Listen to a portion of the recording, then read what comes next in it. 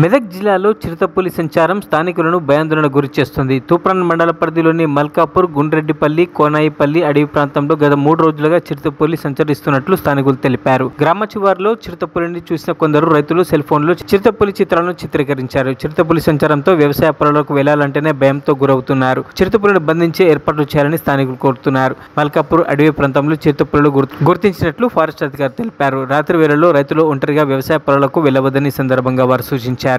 Zoom చేస్తే వస్తుందా మంచిగా? వస్తుందా? దాంట్లో కూడా వస్తుంది.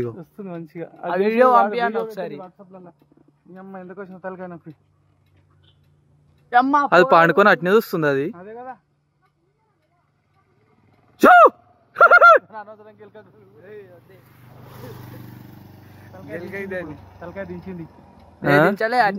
అది చూస్తుంది మంచిగా.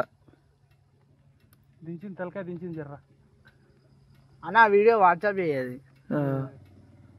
తింపుతుంది తలకే అటు ఇటు. అవో అది మంచిగా అన్నది.